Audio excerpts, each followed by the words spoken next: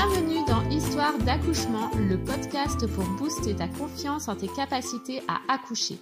Je suis Marie-Laure, maman de 4 enfants et doula, et j'adore accompagner les femmes à trouver la force en elles pendant leur maternité. Sur ce podcast, je reçois des mamans qui racontent en toute authenticité comment elles ont été actrices de leur accouchement, comment elles se sont préparées, mais aussi comment elles ont dépassé leurs difficultés. J'espère que ces histoires t'inspireront pour toi aussi pouvoir vivre ton accouchement pleinement et peut-être même transformer ta vie. Bonjour, dans ce 3e épisode, je vous présente Marion. Au moment de cette interview, ça fait un peu plus d'un mois que Marion a accouché de son 2e enfant, Robin. L'accouchement a eu lieu en maternité dans la salle nature du CHU de Caen. Marion a participé au programme d'accompagnement Objectif Naissance avec moi. Elle a été une des pionnières du programme. Je la remercie pour sa confiance et c'est avec une grande fierté que je vous présente aujourd'hui son histoire. Marion nous raconte que pour son premier accouchement, elle avait un souhait d'accouchement naturel comme pour le second. Le souci, c'est qu'elle était beaucoup moins préparée à ce qui l'attendait. Elle avait suivi une préparation à l'accouchement des plus classiques. Elle n'avait pas fait de projet de naissance, elle avait des idées dans la tête, mais elle ne les avait pas forcément formulées par écrit. Donc à son arrivée à la maternité, le couple a simplement précisé aux sages-femmes que Marion ne souhaitait pas de péridurale et qu'il voulait qu'à la naissance, le bébé soit donné au papa et que ce soit lui qui ensuite dépose son fils sur Marion. Marion est arrivée à la maternité avec un col dilaté à 5, elle a perdu les os sur la table d'examen. Après, c'est allé très vite. Dans cet intervalle, son conjoint, François-Xavier, FX, comme Marion l'appelle, a dû se rendre à l'accueil pour faire les papiers d'admission. Et du coup, Marion, elle est restée seule à gérer ses contractions. Et c'est devenu trop fort pour elle. Longtemps après, elle a découvert la phase de désespérance. Avec du recul, elle pense qu'elle était dans cette phase-là au moment où FX n'était pas à ses côtés. Elle s'est sentie complètement perdue et paniquée et a demandé la péridurale. La sage-femme qui l'avait accueillie et à qui elle avait dit à son arrivée qu'elle ne voulait pas la péridurale s'est empressée d'appeler l'anesthésiste pour la poser. Donc, quand FX est revenue, elle n'avait pas encore la péridurale, mais l'anesthésiste était là et lui a fait signe de ne pas entrer dans la salle. Et moi, j'hurlais de douleur, me dit-elle, avec les contractions, et je n'arrivais pas du tout à gérer. Son conjoint était donc de l'autre côté de la porte, à l'entendre crier sans rien pouvoir faire. Après ça, Marion n'a plus vraiment senti grand-chose. Son fils est né, en pleine santé, mais sorti avec les forceps. Le papa est parti faire les soins avec le bébé dans une autre pièce. Pendant ce temps, le gynéco a recousu une épisiotomie dont il n'avait pas parlé avant. Marion lui a fait la remarque qu'elle aurait aimé être au courant car elle n'en voulait pas.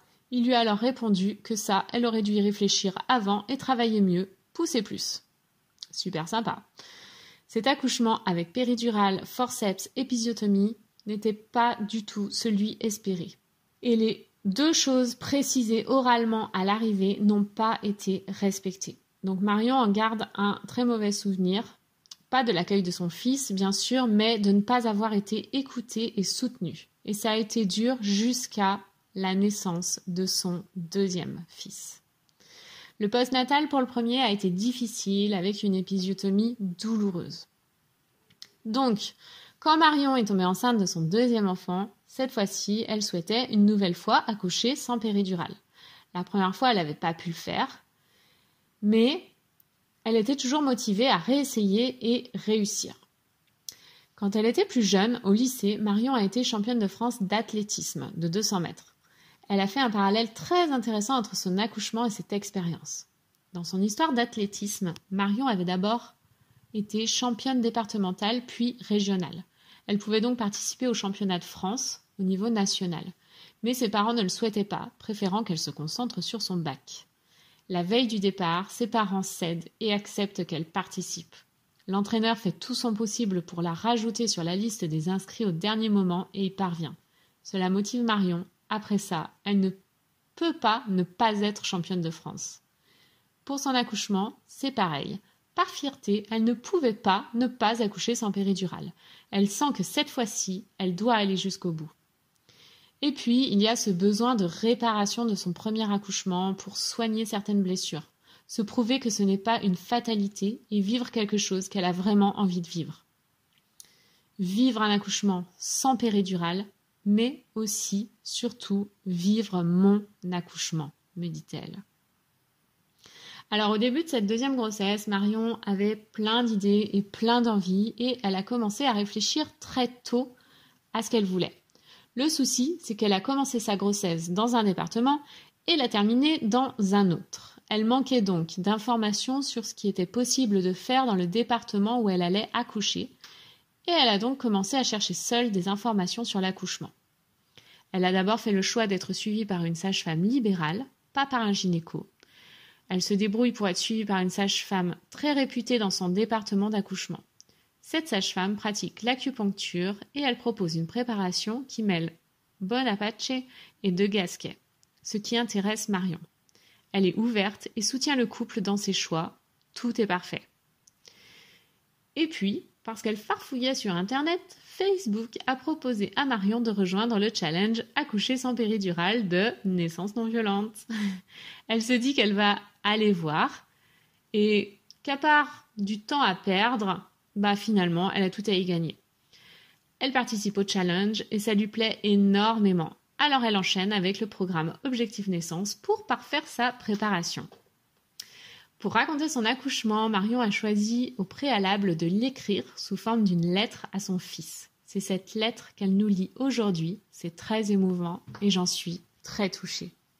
Donc j'ai voulu garder une trace de cet accouchement. Donc c'est un peu comme une lettre que j'ai écrite à mon fils.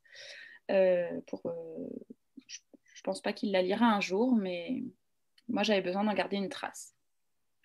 À mon tout petit, récit de ta naissance. Dimanche 15 novembre 2020, 14h, début des contractions. Elles s'enchaînent toutes les 10 minutes. Dernier goûter en tête-à-tête avec Arthur, ton grand frère. Dernière balade à 3 avec lui et papa pour aller voir les vaches. Je contacte la maternité à 18h pour savoir à peu près dans combien de temps je dois m'y rendre.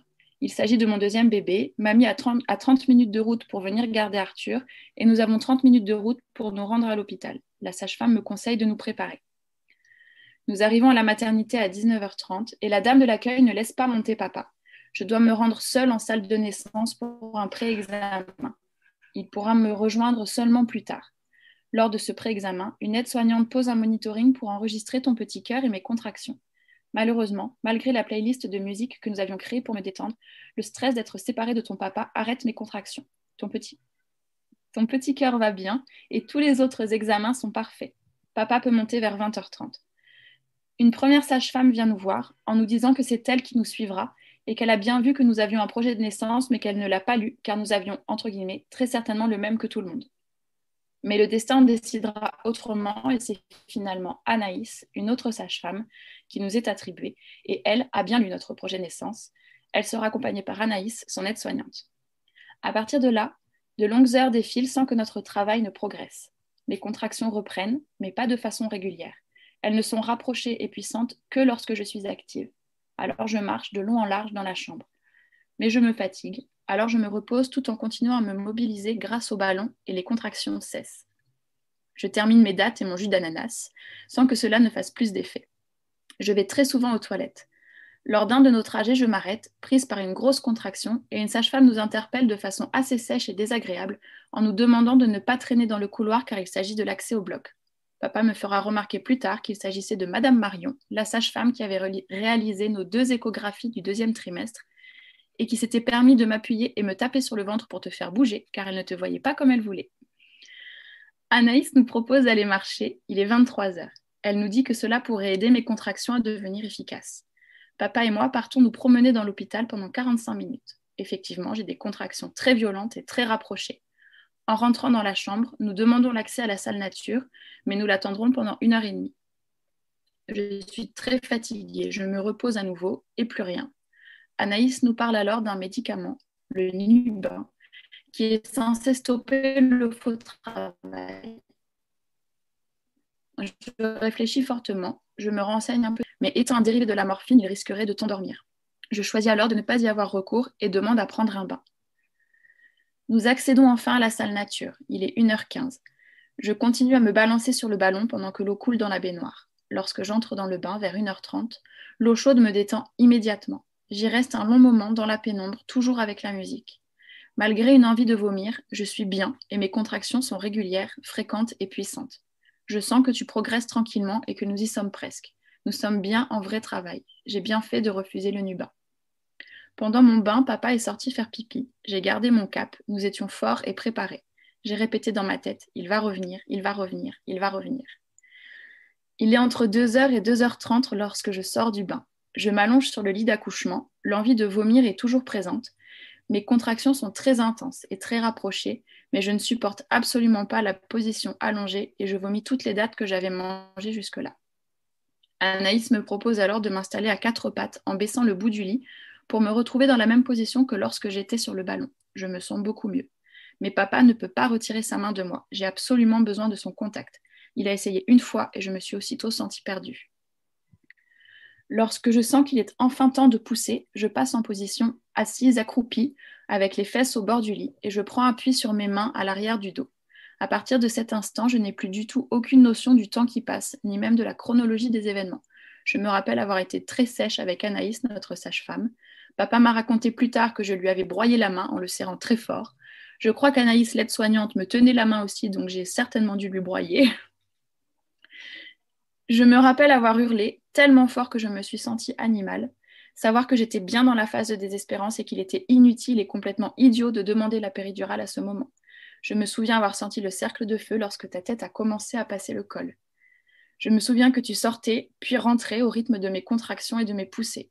Je ressens presque encore ta tête, puis ton corps passer au travers du mien, ta tête, tes épaules, ton ventre. À ce moment, Anaïs demande à papa s'il veut t'attraper. Il te saisit et c'est lui qui fait sortir tes petites jambes, puis il te pose sur moi.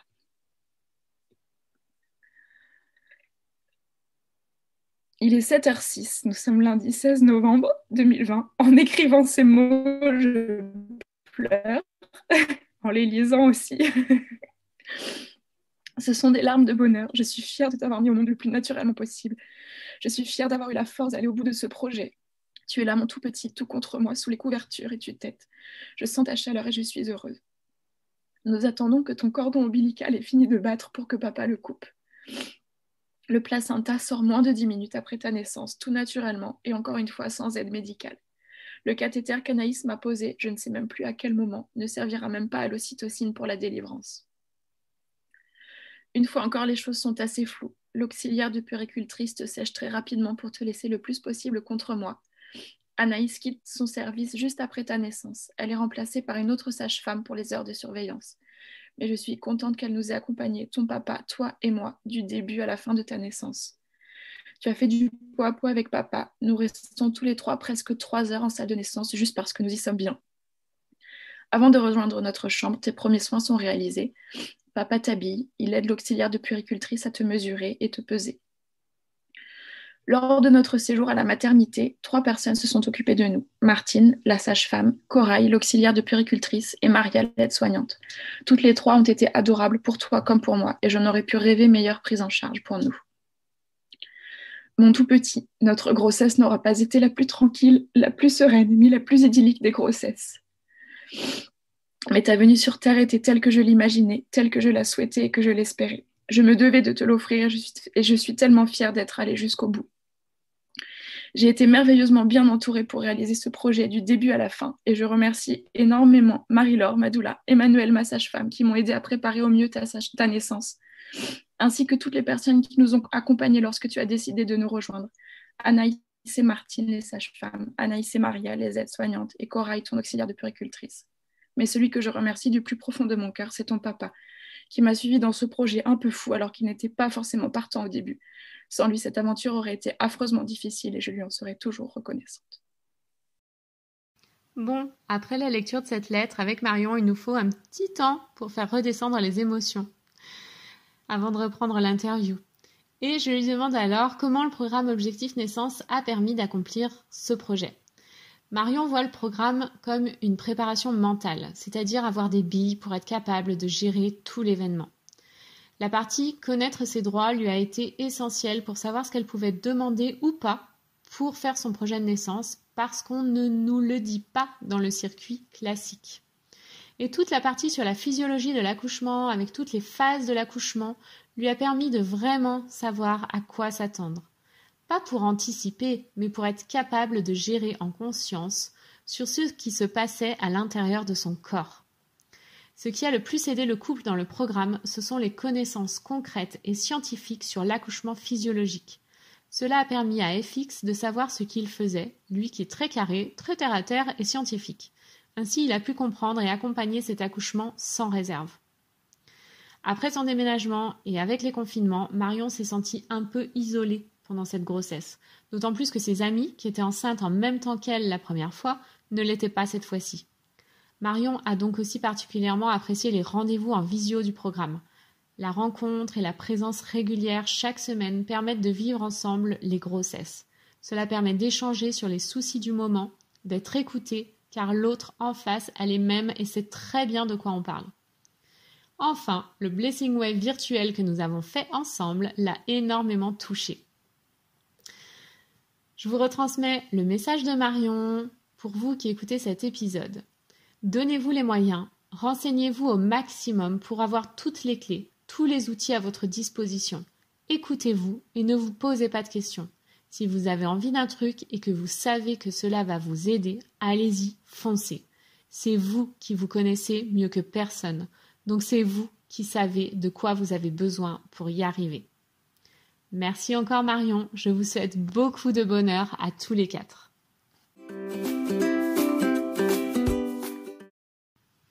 Si cet épisode t'a plu, pense à t'abonner au podcast, à le liker, à le partager ou à m'envoyer un commentaire, cela me fera très plaisir de te lire. Tu peux découvrir les accompagnements à la naissance que je propose sur mon site internet naissancenonviolente.com et me suivre au quotidien sur mes réseaux Facebook et Instagram à Naissance Non Violente. Je te remercie pour ton écoute et je te dis à bientôt dans une nouvelle histoire d'accouchement.